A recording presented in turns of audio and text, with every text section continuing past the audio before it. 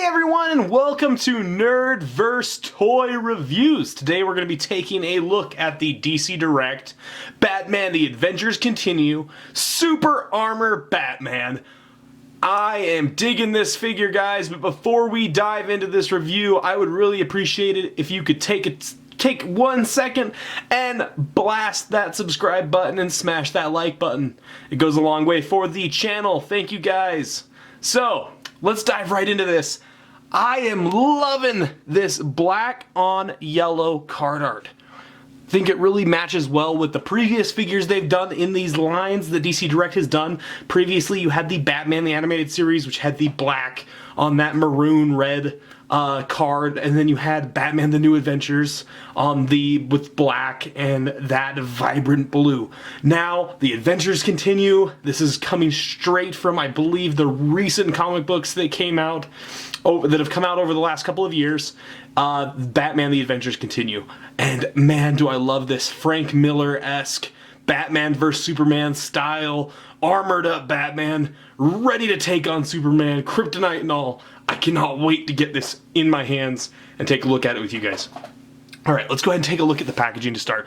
You have that beautiful bubble, you can see the alternate head sculpt, you can see that beefy Batman, the kryptonite batarang, and then you've got some goodies below. But underneath this, you have the logo for Batman The Adventures Continue. On the sidebar, you have Batman, the Super Armor Batman text to note this figure. Then you have the number 55. I assume that means it's the 55th figure in the line. Then you've got some obligatory product information and the DC Direct logo. I am so glad, guys, on a side note, that McFarlane jumped in at the 11th hour and saved DC Direct, essentially bringing them back, because I personally was going to be really disappointed if this long-standing toy company / statue company was going to be gone for good. So I'm really happy that they're not. Let's go ahead and flip the box around here, and on the back, it is very simple, but such a cool, gives me such nostalgic feelings to the Kenner Batman figures from the 90s and early 2000s from this cartoon. Really dig that. And then you have some more obligatory product information. You have that classic DC logo and the DC Direct underneath. So, alrighty, guys, I'm gonna go ahead and get this guy out of the packaging, and we'll be taking a more in-depth look. Alrighty, guys, I have him out of the packaging, ready to go, and I think he looks really, really cool. I will make one note, obviously, since I was opening it separately, there wasn't an opportunity for you guys to see that, but one of his arms was completely out of the peg joint when I opened him, and it was a pain in the butt to get back in place. Which shows that there may be some joint issues with these figures. I know people have mentioned that with previous DC Direct releases, so just an advisory as it comes with these figures. There might be a little bit of work before you can get them in a posable or playable manner. So just take that as you will. So let's dive right into the accessories. For starters, you have this awesome green kryptonite batarang. Really simple, but a really cool design. Works really well in his batarang holding hand, which is right here. Those kryptonite rings as well, and it just sinks right inside. Really cool touch that they did. I like when you have small accessories and then you have hands that are completely designed to hold them. I think that makes for a good figure. Makes for good displayability, you could say. Alright, go ahead and set those down. You do have a trigger finger as well for this figure. And you have his blaster, his gun as well, which looks really good.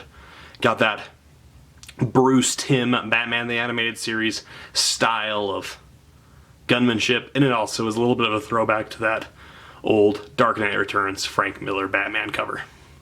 Really cool. From there, you have a almost like Iron Man-esque repulsar hand of kryptonite. Really cool open fist. Now, when I saw this tip, this blast effect in the packaging, I almost thought maybe they'd be throwing in a spear, with this figure. I hadn't really looked at previous pictures. Picked him up from Entertain Mart recently. But so I was a little disappointed that it's just a kind of like a Repulsar energy effect. I think a spear, even though it's Batman vs Superman, not the most popular of DC movies, it gets hated on relentlessly. I don't believe it deserves that, but that all aside, I think that would have been a cool effect with this figure. From there, you have the aged Bruce Wayne head sculpt, and man, does this thing look good.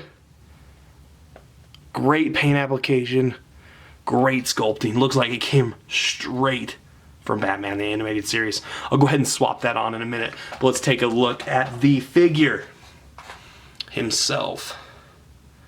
And like I said, he looks good. Really beefy shoulders, strong body. He holds his weight really well, actually, which I think anytime I get a big figure, I'm always concerned on how are they going to stand, are they going to have issues? And really the only issues I've had is this upper shoulder joint being out of place from the unboxing and then struggling to get it plugged back in afterwards. So let's go ahead and take a look at the articulation. Go ahead and start with the head. It is, I think there's a ball joint there because you get a little bit of rock. Keep that in focus.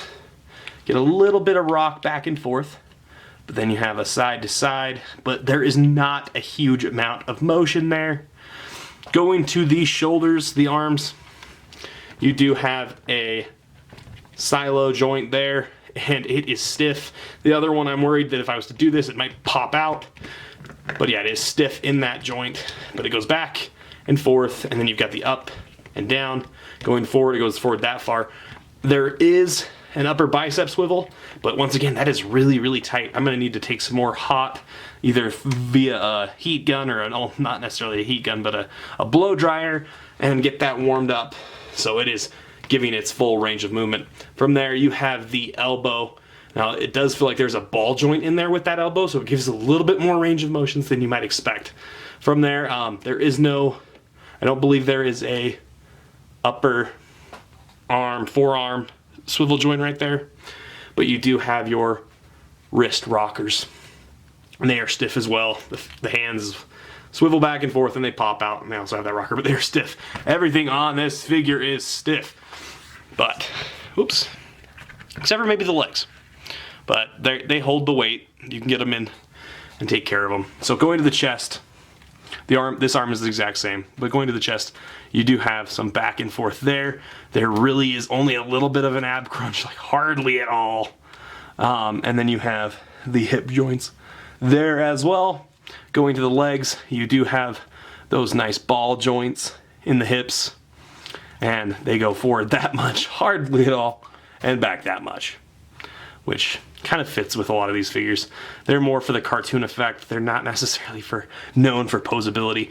Going to the knees, you get about that far back, and you've got about that much farther forward. You do have an upper, I thought you had an upper boot swivel. Nope, no upper boot swivel on this that I can, it might need some hot water right there, but as for right now, I'm not feeling it. You do have pivot ankles, which is a beautiful effect, and then the rockers as well. So overall, I really dig the figure. I do, but I'm also a sucker for Batman, and I'm a sucker for the armored up Batman battle suit. Especially throw some kryptonite in there, it is awesome. Let's go ahead and I love also just an effect. They always do this with the figures. They do like shadow effects to kind of differentiate the shadowing of the figure. So you get different colors of paint on there to kind of help stylize it on the shoulders, on the legs, the boot in particular. You can see that. And then flipping him around, he does come with a cape. And I gotta say, guys, most of the time I prefer fabric capes. I love a good sculpted cape, do not get me wrong, but I think there is something special when they can nail a fabric cape and not make it look dumb or make it look clunky. And this one really does a good job with the fabric cape and the placement up in the shoulders. It really makes this figure look good, gives some flow to him. I really dig it. Alright, I'm going to take a quick break, and I'm going to get some other accessories on him so we can kind of show him in one of his different forms, and I'll be right back. Alrighty guys, so he looks awesome with those extra accessories. I went ahead and swapped out the Batman head for the aged Bruce Wayne head. Plugged in those hands that have the blaster and kryptonite batarang, and I must say, he looks cool. Way cool. So, just to go ahead and throw some more things at you guys, give you some more in-depth here, I'm gonna go ahead and straighten these arms out real quick. And then from there, I want to do a size comparison of how he stands next to some of the other DC Direct animated series figures that they have done. So I went ahead and grabbed my Batman the Animated Series Robin, so you can see how he looks standing next to a Robin. I hope I can get Robin here to stand. He's got some really thin ankles, so... Oh, come on.